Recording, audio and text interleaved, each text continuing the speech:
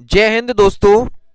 तो दोस्तों आज मैं आपके लिए लेकर आया हूं संविधान के अति महत्वपूर्ण प्रश्न। तो दोस्तों वीडियो को पूरा देखिएगा। आज की क्लास का पहला प्रश्न है, भारतीय संविधान किस तिथि को लागू हुआ था? तो दोस्तों याद रखिएगा, भारतीय संविधान 26 जनवरी 1950 को लागू हुआ था, यानी ऑप्शन ए करेक्ट है।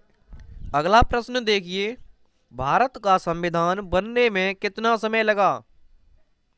तो दोस्तों याद रखिएगा, भारत का संविधान बनने में 2 वर्ष 11 माह 18 दिन समय लगा। तो ऑप्शन बी करेक्ट है। अगला प्रश्न देखिए, संविधान सभा की पहली बैठक कब हुई? तो दोस्तों याद रखिएगा, संविधान सभा की पहली बैठक 9 दिसंबर 1946 को हुई। ऑप्शन बी करेक्ट है। अगला प्रश्न देखिए, संविधान की प्रारूप समिति के अध्यक्ष कौन थे? तो दोस्तों याद रखिएगा, संविधान की प्रारूप समिति के अध्यक्ष भीमराव अंबेडकर थे। ऑप्शन डी करेक्ट है। अगला प्रश्न देखिए, संविधान सभा का स्थायी अध्यक्ष किसे चुना गया? तो दोस्तों इसका करेक्ट ऑप्शन होगा सी, डॉक्टर राजेंद्र प्रसाद। अगला प्रश्न देखिए, संविधान के अनुच्छेद 1 में भारत को क्या कहा गया है? तो दोस्तों याद रखिएगा, संविधान के अनुच्छेद 1 में भारत को राज्यों का संघ कहा गया है। ऑप्शन सी करेक्ट है। अगला प्रश्न देखिए, भारत के नीति निर्देशक तत्व किस देश के संविधान से लिए गए? तो दोस्तों इसका करेक्ट ऑप्शन होगा सी, आयरलैंड। अगला प्रश्न देखिए, भारत की संविधान सभा का संवैधानिक सलाहकार कौन था? तो दोस्तों इसका करेक्ट ऑप्शन होगा बी एन राव। अगला प्रश्न देखिए, स्वतंत्र भारत के पहले कानून मंत्री कौन थे? तो दोस्तों पहले कानून मंत्री भीमराव अंबेडकर थे। ऑप्शन बी करेक्ट है। अगला प्रश्न देखिए, निम्न में से कौन सा मौलिक अधिकार नहीं है? तो दोस्तों याद रखिएगा, संपत्ति का अधिकार मौलिक अधिकार नहीं है। ऑप्शन डी करेक्ट है। अगला प्रश्न देखिए, संविधान में मौलिक अधिकार किस देश के संविधान से लिए गए हैं? तो दोस्तों याद रखिएगा, संविधान में मौलिक अधिकार अमेरिका के संविधान से लिए गए हैं। ऑप्शन ए करेक्ट है। अगला प्रश्न देखिए, राष्ट्रपति बनने के लिए कितनी उम्र आवश्यक है?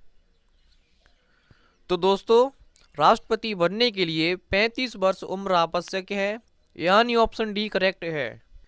अगला प्रश्न देखिए, निम्न में से कौन निर्विरोध राष्ट्रपति चुने गए?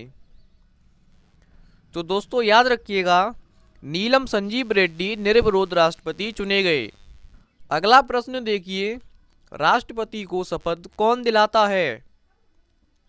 तो दोस्तों याद रखिएगा, राष्ट्रपति को शपथ भारत का मुख्य न्यायाधीश दिलाता है। ऑप्शन ए करेक्ट होगा। अगला प्रश्न है, राष्ट्रपति अपना त्यागपत्र किसे सौंपता है? तो दोस्तों याद रखिएगा, राष्ट्रपति अपना त्यागपत्र उपराष्ट्रपति को सौंपता है, यानी ऑप्शन बी करेक्ट है।